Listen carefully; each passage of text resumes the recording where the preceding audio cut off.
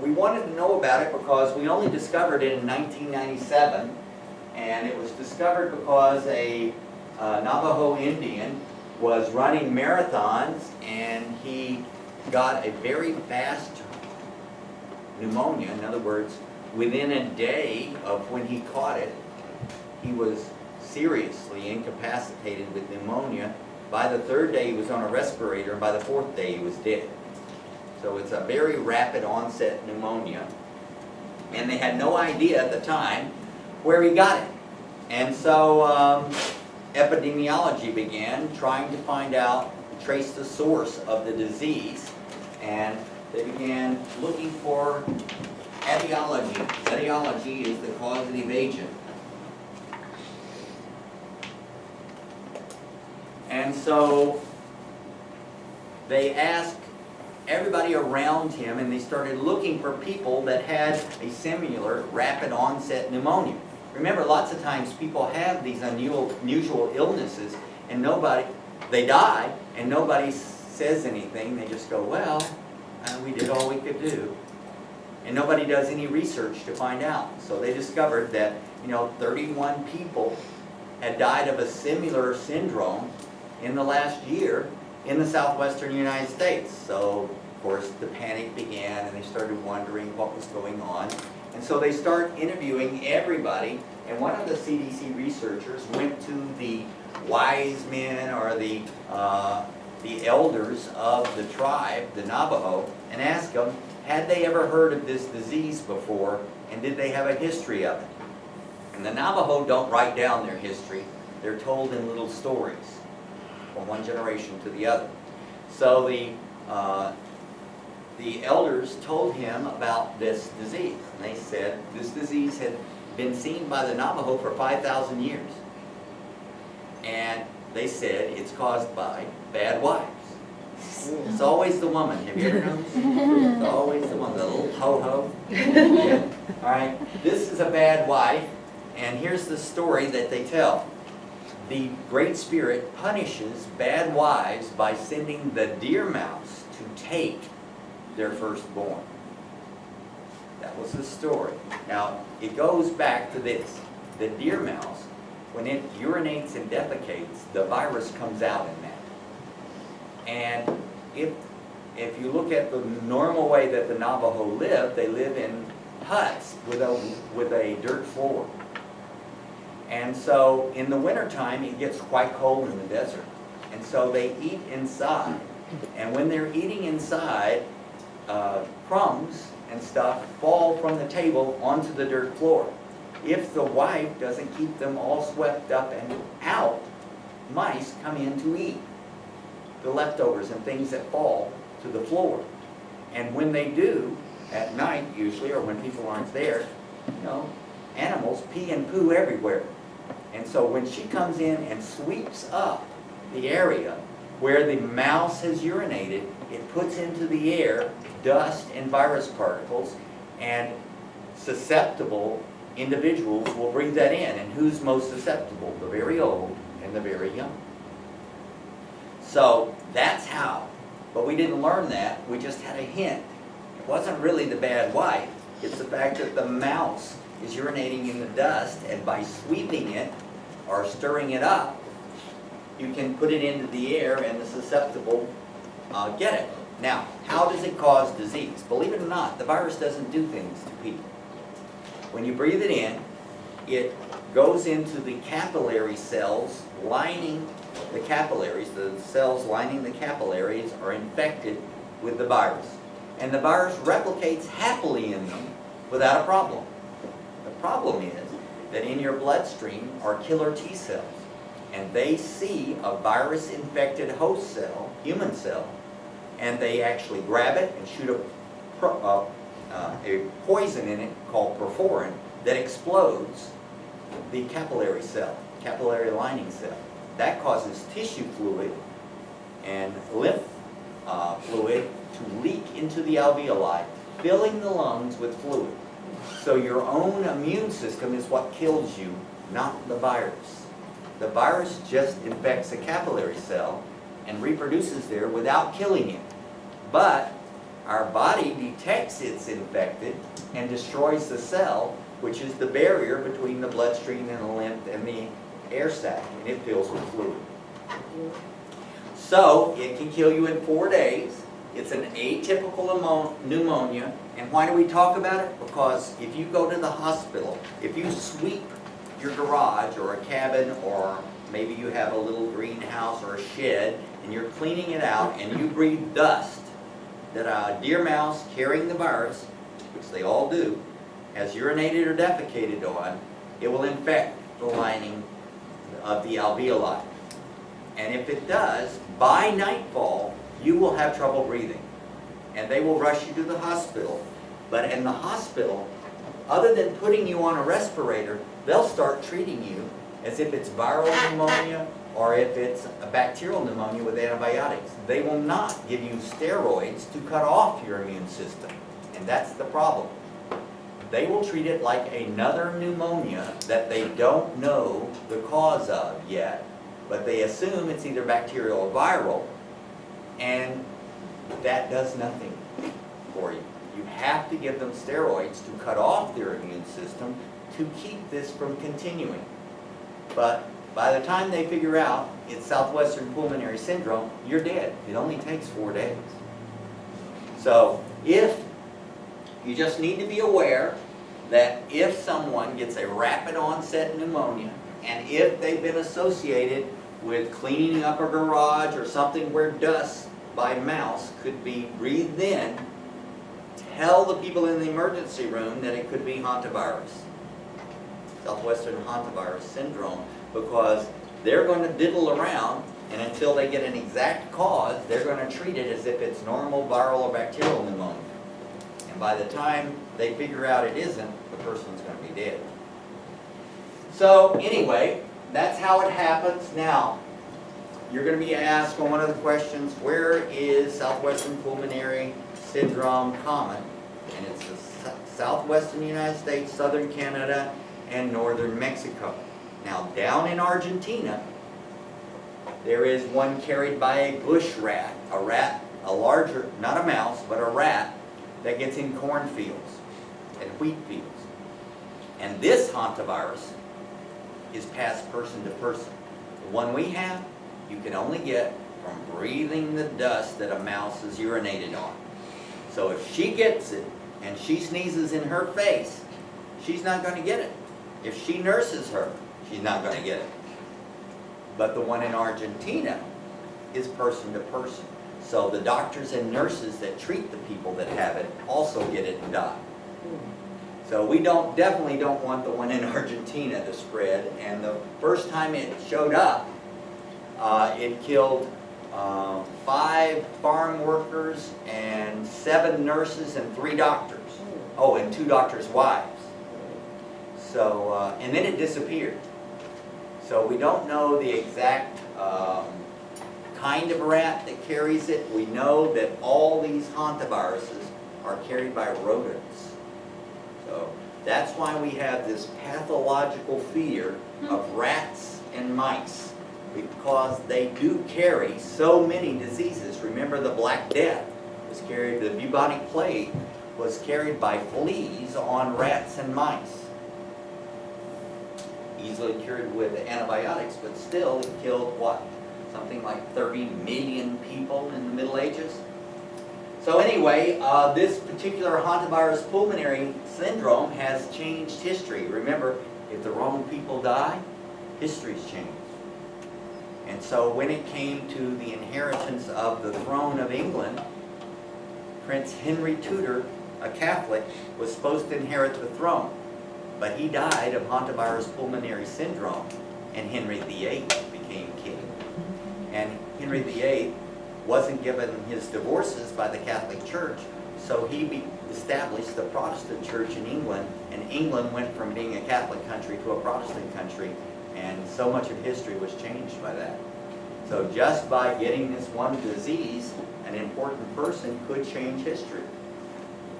Okay, so anyone have questions about hantavirus pulmonary syndrome called Southwestern? Did you see an enzyme stain for the skin? No.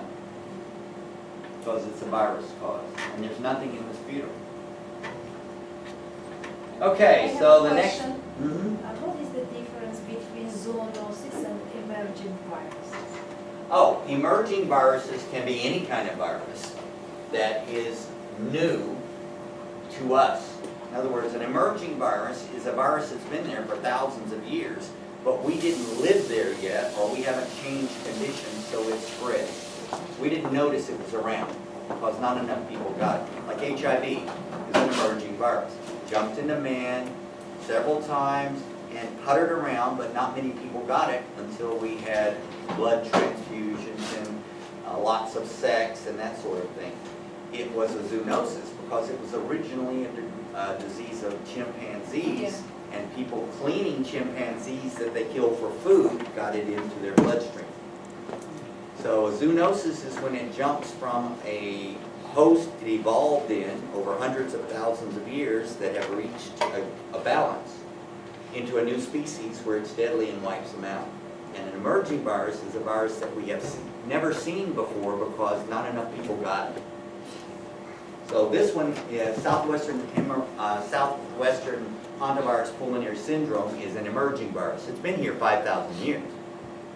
Why did we just see it? Because we didn't live in the desert in huge numbers. So when people got it and they died, we didn't think anything about it.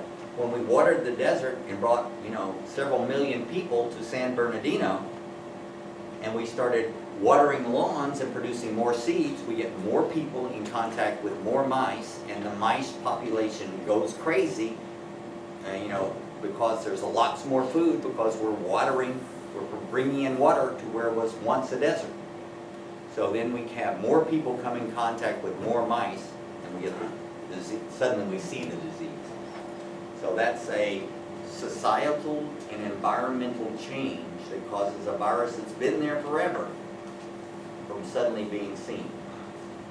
All right, the next one is the other hemorrhagic viruses. And the first hemorrhagic virus we noted was called Lassa fever. And by the way, viruses are named either by what they do or where they're first seen.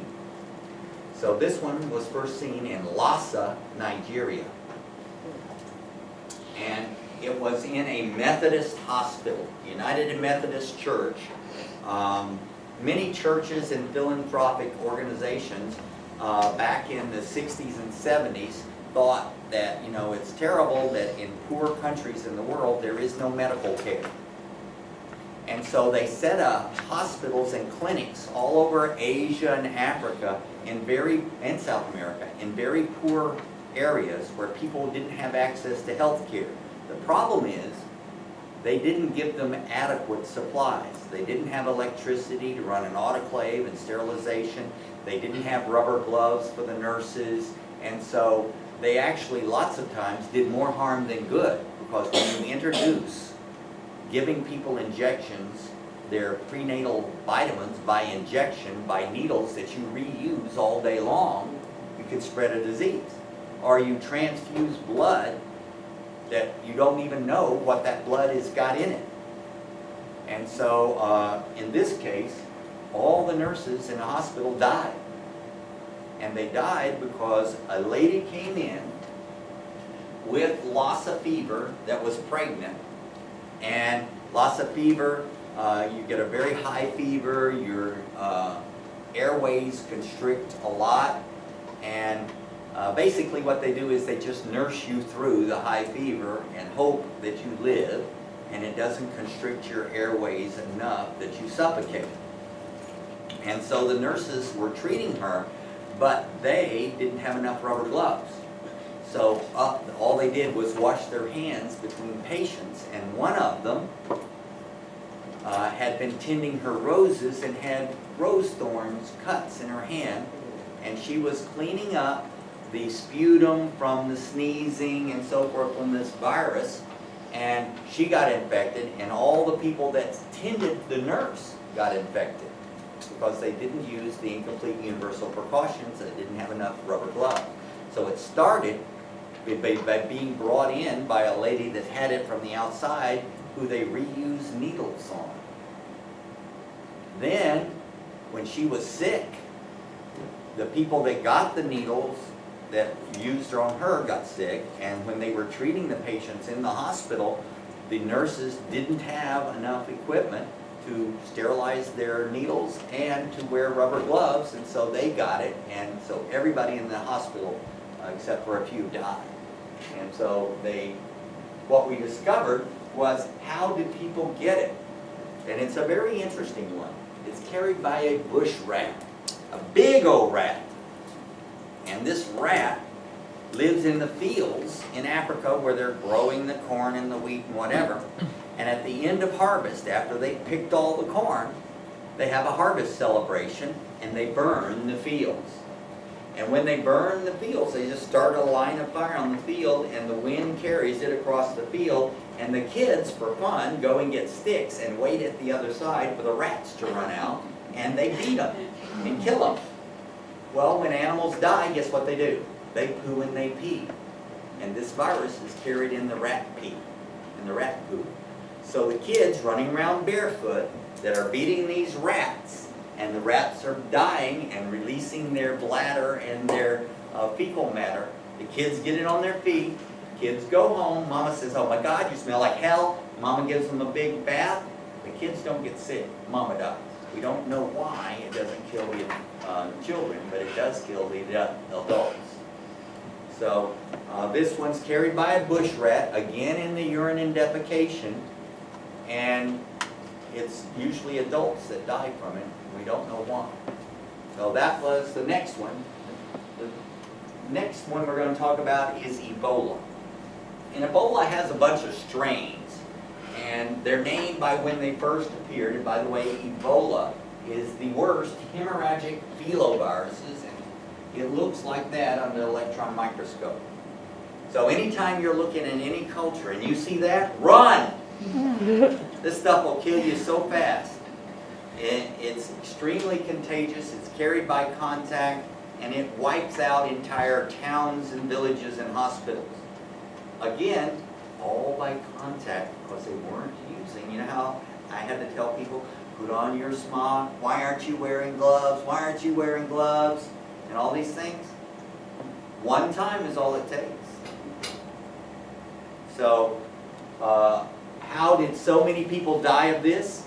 Because when people die in very poor countries, what happens? Let's say a little kid in your family dies in the hospital or at the clinic. What does the family do? They go, they pick up the body, the women in the family wash the body and dress it in the best clothes for the funeral, and you have the funeral. Guess who gets sick and dies? Everybody that handled the body and washed it gets sick and dies. And then the people who take care of them die. And then the nurses that weren't using gloves die. So this is, again, we had to actually change a cultural procedure of when people die, we don't release if they die of an Ebola, we don't release the body. They bury them in a mass grave and burn them, because handling and washing and dressing the body is what transmits the disease to the rest of the village.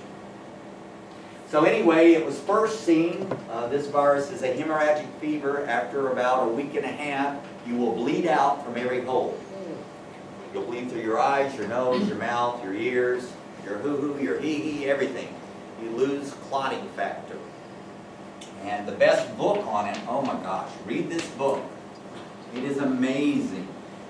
I stayed up all night, 2 nights reading it. It was unbelievable about the first reports of Ebola and where it came from and how it killed people. First person descriptions of people who watched other people, and it was amazing. After you read this, you won't sleep for 3 weeks. Nightmares. You'll wake up screaming. I passed it on my mother. She passed it on my father. We were all up in the middle of the night screaming 2 days after that. Oh my God, my tree bled out. Alright, so it was amazing. Anyway, it was first seen in Marburg, Germany in the 50s among zookeepers. The monkeys they imported to the zoo got sick, and the keepers of the monkeys got sick and died. So both monkeys and people got Marburg in Germany. And it was 80% fatal to those, in other words, of the people that got it, 80% died. That's really high. All right, but it disappeared. And we didn't see it again until the 60s in South Sudan. And in South Sudan, at a cotton factory, a number of women died. And we couldn't figure out how in the world they would get a filovirus. And they actually, this is what, they were in this thatch-roofed little factory on posts with a concrete floor. And they worked in here spinning cotton. And they got, many of them got it, 60% of them died. We couldn't figure out how. No monkeys were involved. Nobody knew what was going on. Later on, we'll figure out why. Huh? No. The actual host of this is fruit bats. And fruit bats were nesting up here. And when they cooed, it came down and people were breathing it in. You couldn't see it because, you know, it's called guano, bird poo. And it, you know, like dust, you know. And they were breathing it in, and that's how they got it. And that's how the monkeys got it in Africa, because whenever the figs and fruit ripens, all the animals come to eat it. And the fruit bats come, and they poo on the figs and the fruit, and other animals eat that, and that's how the monkeys and tigers and even people got it. So its actual carrier is the fruit bat, and does nothing to the fruit bat. By the way, what's a bat? A rodent, a flying rodent. It's a mouse with wings.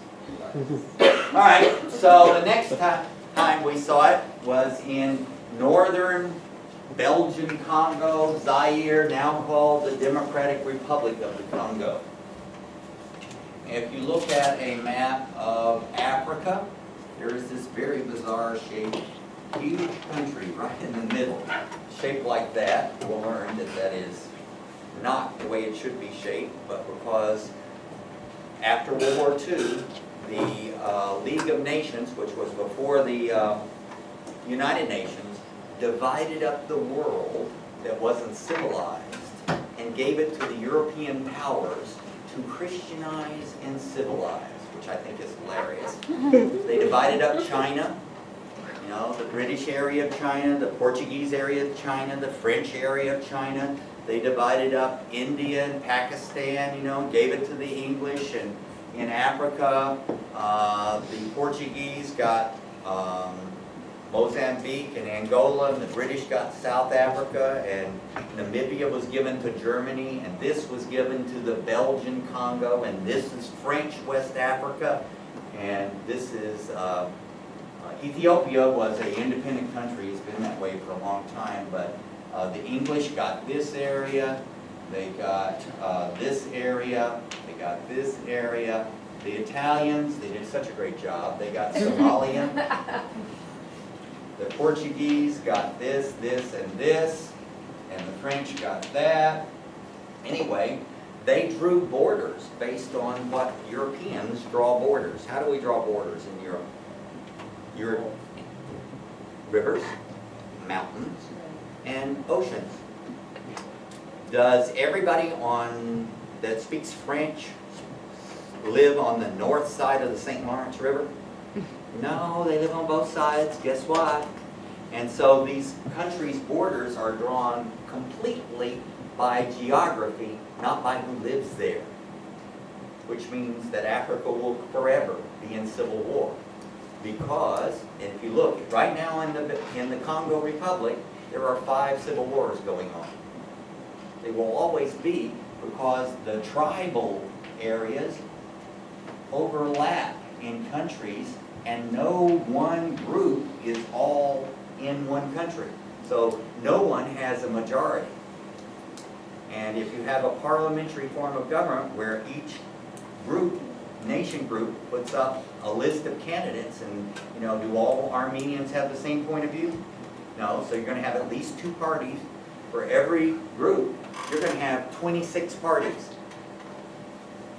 And if they vote, you can have a government who wins most of the seats determines the prime minister and all the government and only get 20% of the vote.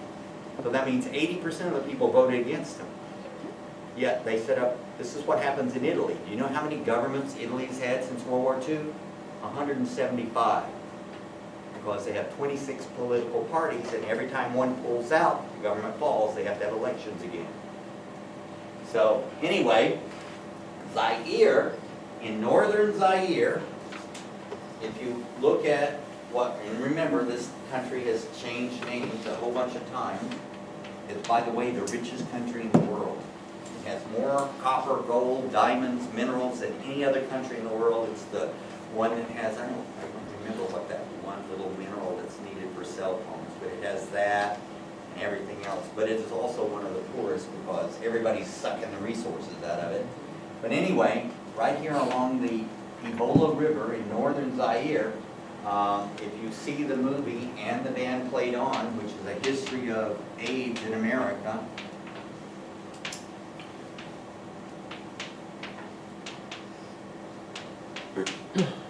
you will see in the very first scene, the man who was responsible for most of the AIDS work in America, Don Francis, is being sent by the CDC to this little hospital in northern Zaire along the Ebola River, and he arrives and there are only 2 people left alive. All the patients are dead, all the nurses are dead, all the doctors are dead, and all the hospital workers are dead, and the only people that are left alive is one cook who was about to die and a 9-year-old boy. And they walk in and they find everybody dead, so they take some tissue samples and start burning the bodies, and then they find out about this woman. And so they go and talk to her and they watch her bleed out from Ebola. And so this particular strain is 96% fatal to monkeys and people. And so that's the one we freak out about whenever we see this filovirus. We wonder, is it Zaire strain? Because these are bad enough, but this, if you get it, you're dead. And remember, contact transmission. All of these are contact. You come in contact with bodily fluids from a person that's infected, and it gets in a hole or any cut or abrasion, you're dead. So that happened, and then the next time is 1989. And in 1989, in Reston, Virginia, in a bunch of monkeys that were imported for research at the National Cancer Institute and the National Institute of Health, monkeys imported from the Philippines started dying all over. Remember, when you import animals for research, they have to be quarantined for 3 months to see if they have a disease. And so they were in this quarantine facility, and monkeys started dying 10, 20, 30 a day. And they died, and they weren't in contact with each other.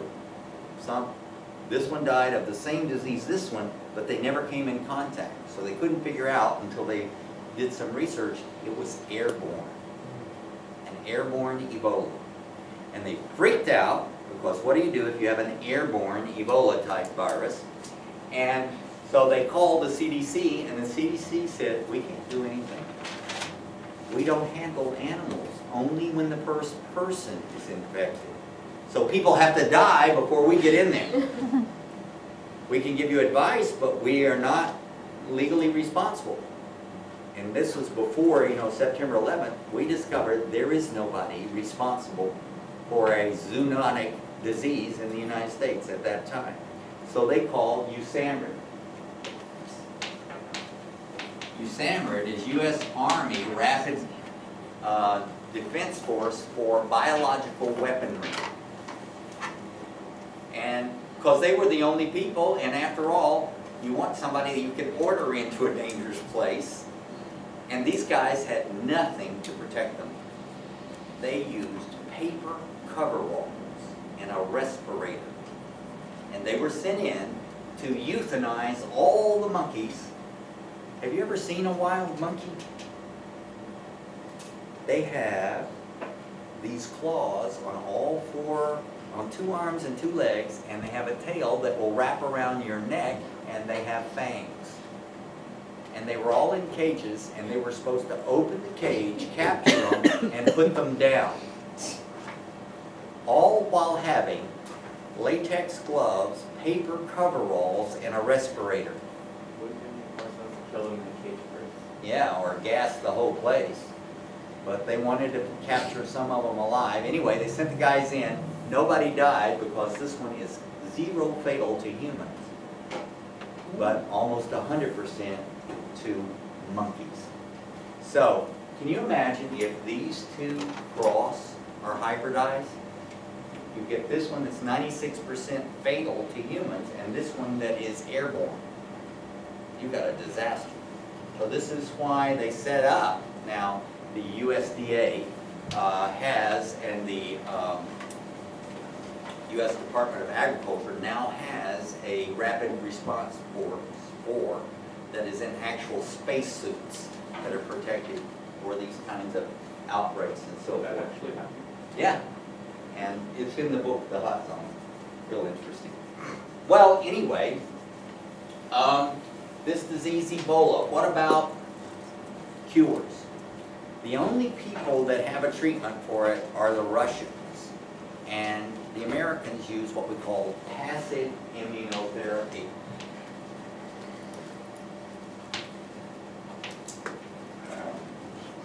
Wait, so the Russians aren't shown with us? They are.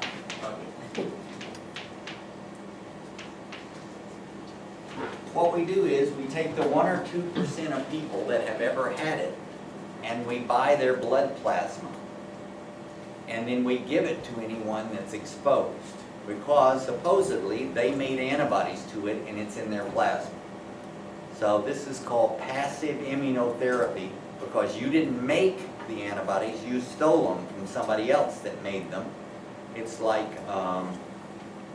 antivenom. How we treat people that get snake bit, we go and we get the venom from a snake. We inactivate it by heating it. We inject it into a rabbit. The rabbit makes antibodies. Then we kill the rabbit, drain the rabbit, and remove the antibodies and store it in a refrigerator in case you get bitten by a snake. That's passive immunotherapy. Passive means you didn't make the antibodies, another animal did. And so that's what we use people that have recovered, but there's not enough. So the Russians took the filovirus, grew it up, inactivated it, and injected into horses, and then recovered their antibodies and use that to treat people with. Because rabbits died. Only the horses were able to make antibodies to it. It's just such an expensive animal. Yeah, I know. Well, it doesn't, they don't kill them. Oh, they don't? No, they just inject them and they just keep draining blood out of them Oh. and removing the antibodies. Is there ways to do it without using animals? No, so far, nothing. No? Nothing. So anyway, if you're asked what's the most dangerous virus in the world today to us, it's Ebola. It's the one that we have very little treatment, but it's kind of easy to prevent because it's all contact, the ones that kill humans. So the last time they had an outbreak in Zaire, they did something that's not very comfortable but worked. They put a quarantine around the villages that had it in the hospital, and they just said, nobody in and nobody out until everybody dies inside that's going to die. And nobody will be picking up any bodies, and everybody that goes in will be using full universal precautions, and they stopped the outbreak. Of course, not too good if you're inside. So, all right, that's the hemorrhagic viruses. Next and last in this chapter is hepatitis. Remember, hepatitis, the only thing in common of all the hepatitises is they are infections of the liver. And they cause abnormal liver enzymes. All right, so they are totally different diseases. The only thing they have in common is they're infections of the liver. Some are viruses, some are RNA, some are DNA, and one's a viroid. All right, so let's talk about the most contagious, the most easily transmitted disease in the world. The one that the universal precautions were designed to prevent the transmission of, hepatitis A, called oral hepatitis or foodborne hepatitis. Almost all hepatitis is transmitted generally the same way, and this one is poo or pee from somebody who has it into the water or food. However, if you have an active infection, if you're in the first few days of getting it, it is in your sweat, your saliva, your vaginal secretions, your semen, not many people have both, okay, in your poo, in your pee, in your blood. If you can think of a liquid in a human being, that is full of hepatitis A if you're in the early stages of infection. I have known people that have hugged someone who went jogging and gotten it because they were sweating. So it is extremely easy to get. The treatment is the same. Go to bed. Let your body recover. And we will come by once a week and run your blood enzymes and see if your liver enzymes are returning to normal. The symptoms are you feel icky, you have a low-grade fever, your skin turns extremely yellow, your whites of your eyes turn yellow, it's called jaundice, and your urine turns black. It looks like you're urinating out dark iced tea or coffee, black coffee, and that's dead liver cells that are coloring your urine. I got this because you know how people are in high school? Cruel and nasty, and they love to tease others. So when my sister and I moved to South America with our family, we went to the American high school in this little Brazilian town, and everybody loves to haze the new people. So they either spoke French or Portuguese around us the whole time. The first 3 months we were there, everybody treated us like we were some sort of plague. You know, they were the new people. And in this school, everybody had to take English, Portuguese, and French. Those are the 3 languages that everybody had to have. And since we only spoke English, they basically shunned us. So when we got thirsty, my sister and I went to out in all the rooms, because it's a very tropical country, open out. So you have, you know, the school is in this big shape like this, and then there's a porch, and each room opens out to the porch. And then there's a long hill and another place for the high school rooms. So outside on this porch was an old-fashioned water fountain. In the old days, this is before they had treated water and sewage and all that, the way in which they got water to drink in the dry times of the year was they collected it in a cistern on the roof from rain.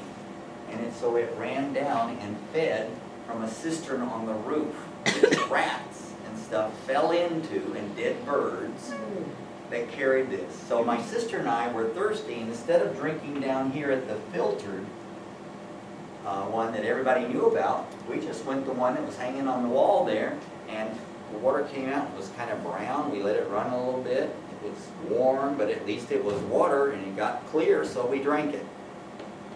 And that should have been cut off years before, but it wasn't.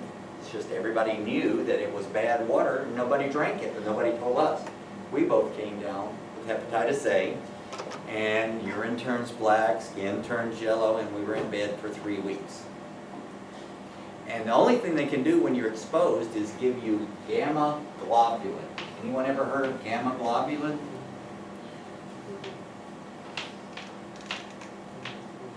Gamma globulin is made from hundreds of donors, blood donors.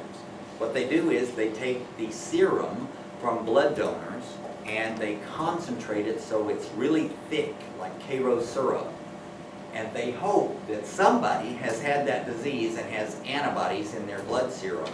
So whenever you have been exposed to something that they have no treatment for, they give you a big old, painful by the way, dose of gamma globulin in the hopes that somebody it was manufactured from had antibodies to that illness in a quantity that might help you. You know, almost always it doesn't work. It's a last-ditch Hail Mary. Maybe they won't get it. kind of attempt. So remember, this is again passive immunotherapy. This one's made from donated blood of hundreds of people, concentrated, hoping to get some antibodies. So that's hepatitis A. Remember, it's the most it's called fecal-oral route of transmission.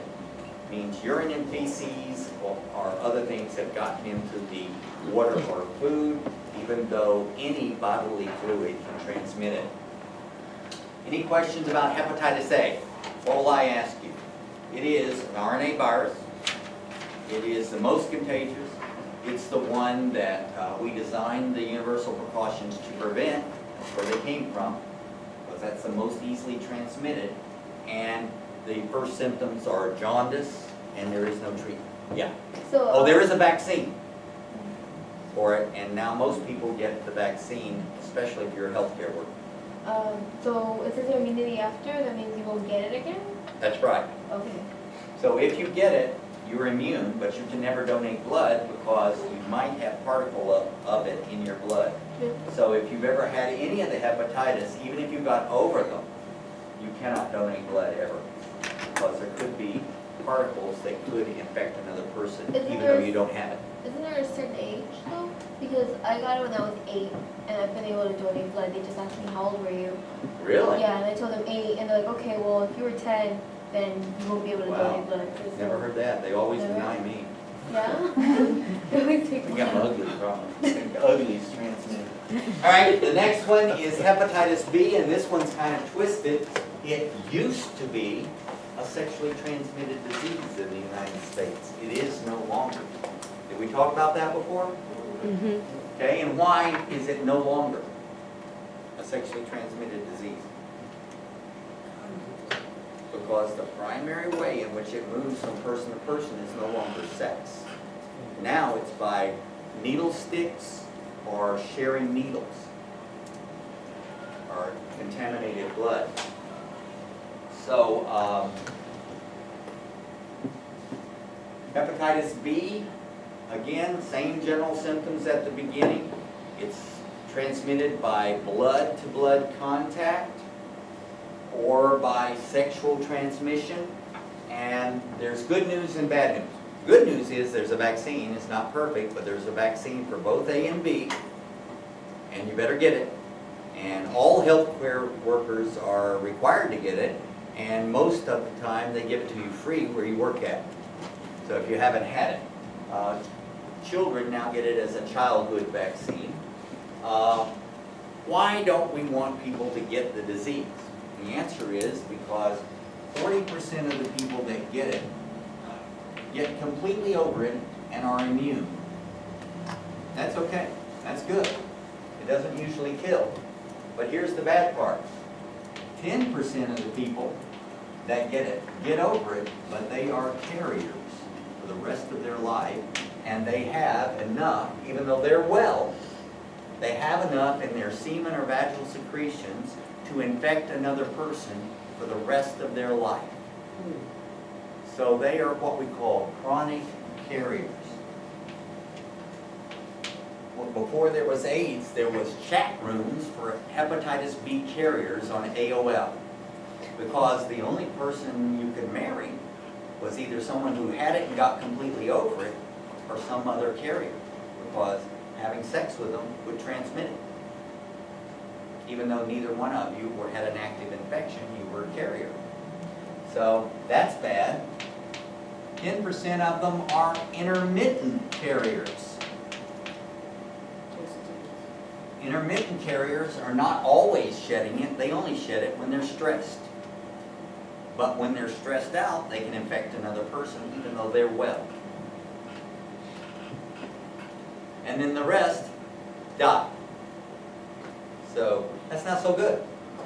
So because of this, we developed a vaccine. All right, so that's hepatitis B. The next one is hepatitis C, and probably this is the most dangerous as a healthcare worker, because it's transmitted by microscopic drops of blood. So This is the one where they tell you, never use a towel that someone has used, never use a toothbrush, never use someone else's razor. Don't pick up floss that somebody else has used and use it.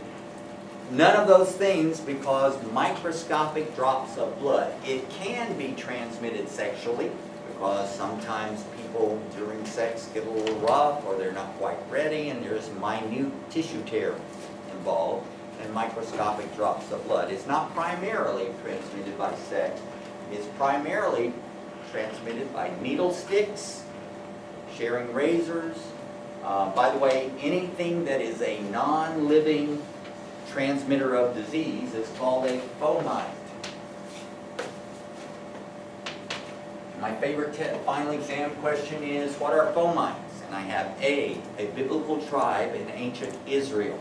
No, those are the Hittites. All right? Fomites are non-living transmitters of infection, like doorknobs or tissues or toothbrushes or razors or stuff like that, where you can get infectious material on acid. What's interesting about this? One, about 20% of the people that get it get a very chronic disease that results in hardening of the liver and cirrhosis and cancer of the liver, and they have to have a transplant. About half the people get it, and they don't feel bad and they don't get sick, and they just give it to other people. And then the rest of them have to be treated, and the treatment is alpha interferon. And interferon is, let's just put it this way, people that get this and have to be treated with alpha interferon say they would rather die than get the shot. Because every day it makes you feel like the first day of the flu. Your body aches and you have a low-grade fever from interferon. That's the reaction. Interferon is a very small protein made by mammals that prevents nearby cells from being infected by the same virus. So if one of your cells get infected by a virus, it will produce interferon that protect nearby cells. And in the old days, it used to be very expensive to get interferon. It would take $100,000 to treat one person. Now we can do it recombinantly, but we've discovered every different tissue has a different interferon. So it's complex in the treatment, and the side effects are heavy. How long? The rest of your life. What does the interferon do? It protects nearby cells from being infected by the same virus. Oh. So interferon Basic- is not. It interrupts. Oh. I don't know what that is. No, I just wonder if it was one of those college alarms. It sounds like it. Yeah, it does sound like it. Yeah, one of the bomb threat things that we have. Anyway. What? We have one shelter. Yeah, there's one also in the administration building. I wouldn't go in the dang thing, no, it's so nasty. Doesn't it, the treatment they do for hepatitis C, don't they have vesicle bones? Oh, yeah, and Because I have a friend who had it causes, what do they call it, where you have weak bones? Osteoporosis. Yeah. Well, anyway, one good thing about hepatitis C is there are 5 genotypes, and genotype 1 is 80% curable, but the cure is pretty miserable. That means you have to take ribavirin and interferon for 2 years and get your viral load to stay below 0. And remember, is 0 0? No. There is no machine that can measure actual 0. So, however good your machine is, whatever it says is 0, remember, is not. Real 0 somewhere down here. That's just as low as the machine can measure. If you get your viral load to stay at 0 with treatment for 6 months, then they will add a protease inhibitor that was discovered by doing AIDS research and works on this. And once they give you that for a year, they take you off of it, and for some reason, it completely clears. So you will, it hasn't been 5 years, which makes me suspicious, because, you know, cancer isn't cured until you're clear for 5 years. But 80% of all people that have genotype 1 and go through this complete treatment have been declared clear, and it's been 3 years. So this may be a very good, but I have a friend that got this from a skiing accident in Russia. He was taken to the hospital and had a transfusion, and they reused needles on him that other people had been, and he got hepatitis C in the hospital from the transfusion. And he's been on this ribavirin interferon for 5 years. He cannot reach 0, and he recently just quit taking it because it made him feel so miserable. I mean, you know, remember, this is a liver, so you can't eat fatty foods. You have to eat almost all your food has to be vegetable. There are so many dietary restrictions, it's unbelievable. So anyway, this is the one you're probably going to be most afraid of, because you can get stuck with a needle from someone that was used HIV and not get HIV, but you can't get stuck with a needle that's been used on someone that has hepatitis C and not get hepatitis C. It is much more transmissible. Okay, so hepatitis D, remember, is the only viroid. Hepatitis E is found in Asia. It's only deadly to pregnant women. We don't know why only pregnant women get it. If you get it, you get over it, but you can catch it again. There's no immunity to it. But it's not constant like C is, or carrier status here. It's like A. But A, once you get over it, you don't ever get it again. E, you get it, you get over it, but you can catch it again. And it's waterborne. And then the last one, G, is very similar to E, except that you get it, and you have it the rest of your life, but it doesn't seem to cause any liver damage. But so few people have it that we really don't know what the long-term end is. All these are carried by contaminated water. So E and G and A, or fecal oral. This one's blood and sex. This one is microscopic blood. This one you need is contact, but you have to have B to get it, so it effectively has a vaccine. And there is no F. And the reason is they isolated hepatitis D and called it F. And then they discovered it was a viroid, and they already had isolated it, so they had to erase F, but then they had discovered G, and so there is no F.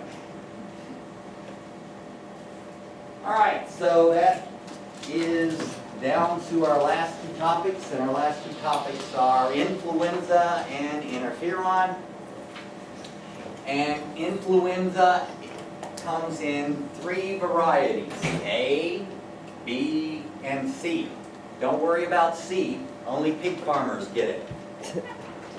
And it doesn't mutate much, and if you get it, you get over it. So this is not important.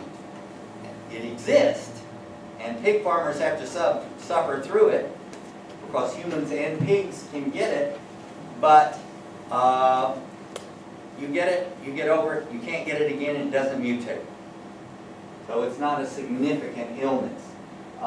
Influenza A is the one that is really, really scary. And the reason it's called Asian flu is because it can infect horses, birds, pigs, and people. And the only place in the world where pigs, people, and birds live together is in Asia, where they have these huge commune farms where they raise both pigs and ducks, and people take care of them. And so that's in Vietnam and China. And why do we care? Because the only animal that can get all of these is the pig. The pig can get bird influenza, it can get pig influenza, and it can get people influenza, all at the same time, and mix the genes. So that humans taking care of pigs get an influenza that has got human genes and pig genes and bird genes, and we don't have any immunity to other species.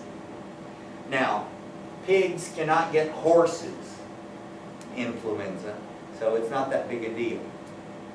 But pigs can get bird, human, and pig, and they can mix up the genes so that the people that are taking care of the pigs can get an influenza that's contagious person to person that has a pig gene or has a bird gene. And since we have no immunity to those, it spreads around the world. So that's why we're really afraid of influenza A. We don't worry too much about influenza B. Yes, it mutates, but only humans can get it. And so we can get it and give it to other humans, and it can mutate and we can get it again. But it's not something alien to us. Hepatitis A can be alien, a different species. Okay, so what do we do about the flu, and why do we worry so much about it? And the reason is the Spanish flu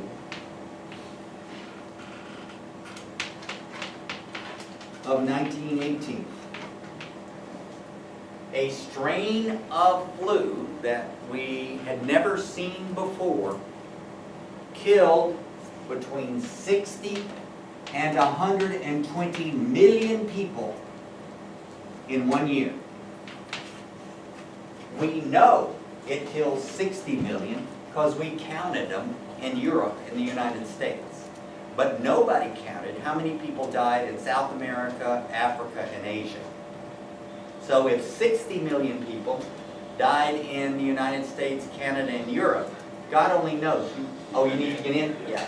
God only knows how many people died worldwide. Sorry. That's all right.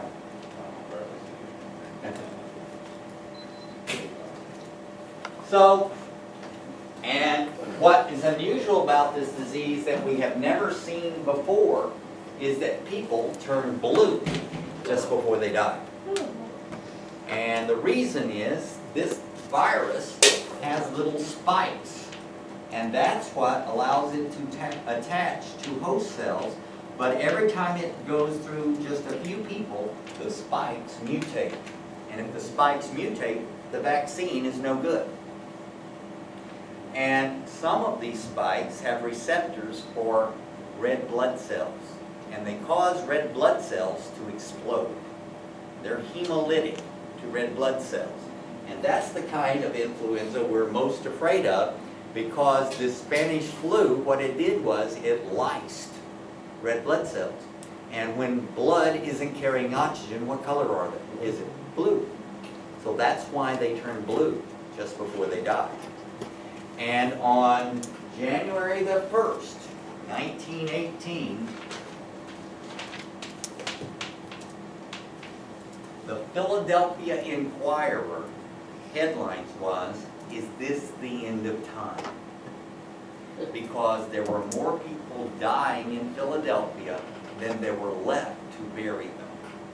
They had Body Day, where if people died in your house, you were supposed to lay them out on the street and let them freeze overnight, the bodies freeze, and the city would pick them up the next day.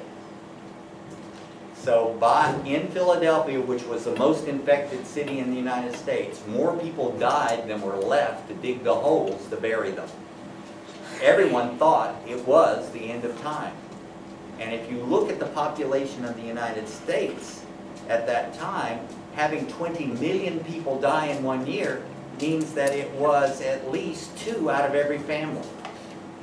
So it was a huge number of people, and it scared us, and to this day, the government reacts whenever they find a strain of influenza that has this hemolytic quality, H1N1 and all of those.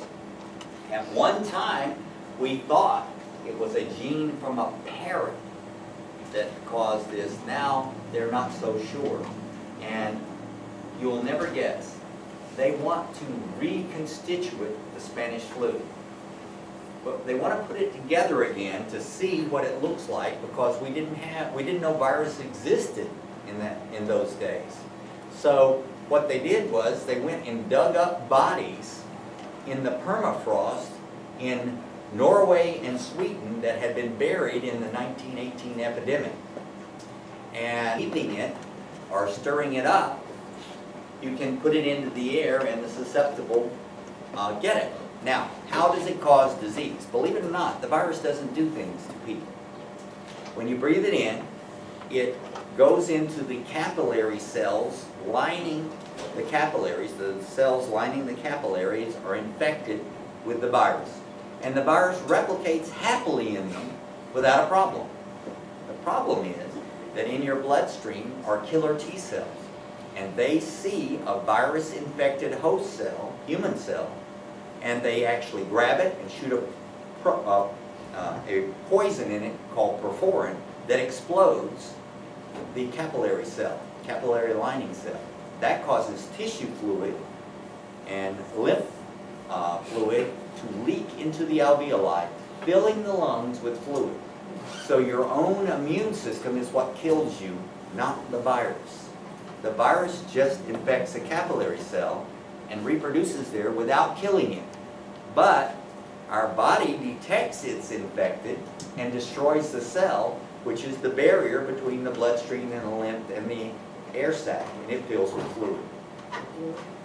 So it can kill you in 4 days.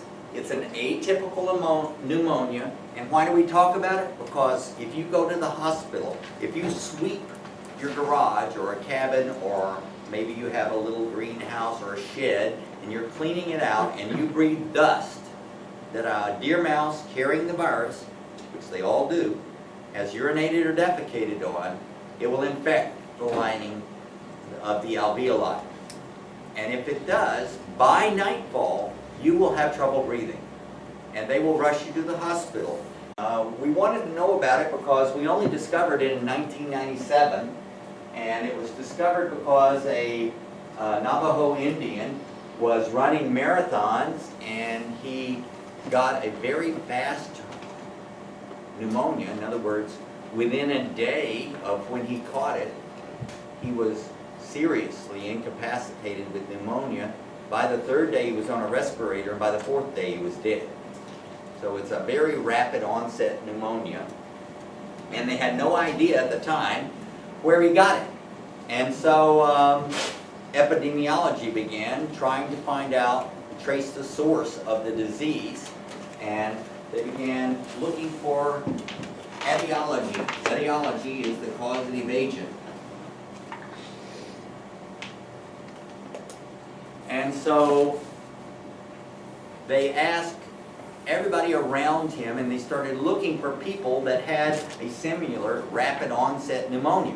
Remember, lots of times people have these unusual illnesses, and they die, and nobody says anything. They just go, well, we did all we could do.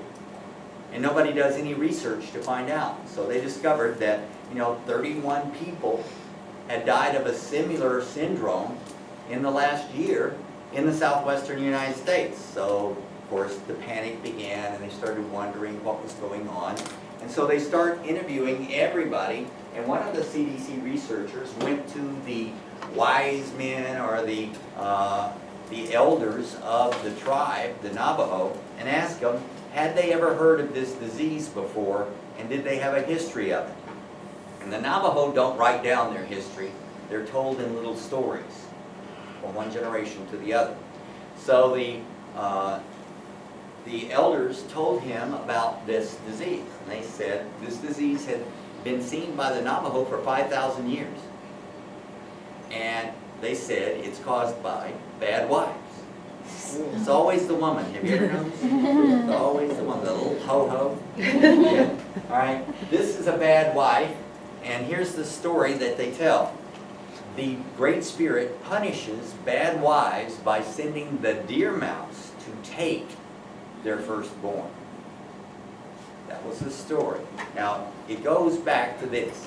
The deer mouse, when it urinates and defecates, the virus comes out in that. And if you look at the normal way that the Navajo live, they live in huts with a dirt floor. And so in the wintertime, it gets quite cold in the desert. And so they eat inside. And when they're eating inside, crumbs and stuff fall from the table onto the dirt floor. If the wife doesn't keep them all swept up and out, mice come in to eat the leftovers and things that fall to the floor. And when they do, at night usually, or when people aren't there, you know, animals pee and poo everywhere. And so when she comes in and sweeps up the area where the mouse has urinated, it puts into the air dust and virus particles, and susceptible individuals will breathe that in. And who's most susceptible? The very old and the very young. So that's how. But we didn't learn that, we just had a hint. It wasn't really the bad wife, it's the fact that the mouse is urinating in the dust, and by sweep. But in the hospital, other than putting you on a respirator, they'll start treating you as if it's viral pneumonia or if it's a bacterial pneumonia with antibiotics. They will not give you steroids to cut off your immune system, and that's the problem. They will treat it like another pneumonia that they don't know the cause of yet, but they assume it's either bacterial or viral, and that does nothing for you. You have to give them steroids to cut off their immune system to keep this from continuing. But by the time they figure out it's Southwestern Pulmonary Syndrome, you're dead. It only takes 4 days. So if you just need to be aware that if someone gets a rapid onset pneumonia, and if they've been associated with cleaning up a garage or something where dust by mouse could be breathed in, tell the people in the emergency room that it could be hantavirus, Southwestern Hantavirus Syndrome, because they're going to diddle around, and until they get an exact cause, they're going to treat it as if it's normal viral or bacterial pneumonia. And by the time they figure out it isn't, the person's going to be dead. So anyway, that's how it happens. Now, you're going to be asked on one of the questions, where is Southwestern Pulmonary Syndrome common? And it's the southwestern United States, southern Canada, and northern Mexico. Now, down in Argentina, there is one carried by a bush rat, a larger, not a mouse, but a rat that gets in cornfields and wheat fields.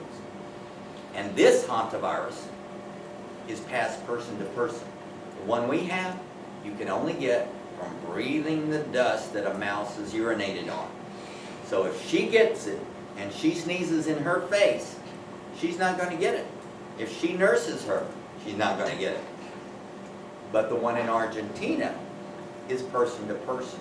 So the doctors and nurses that treat the people that have it also get it and die. So we definitely don't want the one in Argentina to spread. And the first time it showed up, it killed 5 farm workers and 7 nurses and 3 doctors. Oh, and 2 doctors' wives. So, and then it disappeared. So we don't know the exact kind of rat that carries it. We know that all these hantaviruses are carried by rodents. So that's why we have this pathological fear of rats and mice, because they do carry so many diseases. Remember, the Black Death was carried, the bubonic plague was carried by fleas on rats and mice. Easily cured with antibiotics, but still it killed what? Something like 30 million people in the Middle Ages? So anyway, this particular hantavirus pulmonary syndrome has changed history. Remember, if the wrong people die, history's changed. And so when it came to the inheritance of the throne of England, Prince Henry Tudor, a Catholic, was supposed to inherit the throne. But he died of hantavirus pulmonary syndrome, and Henry VIII became king. And Henry VIII wasn't given his divorces by the Catholic Church, so he established the Protestant Church in England, and England went from being a Catholic country to a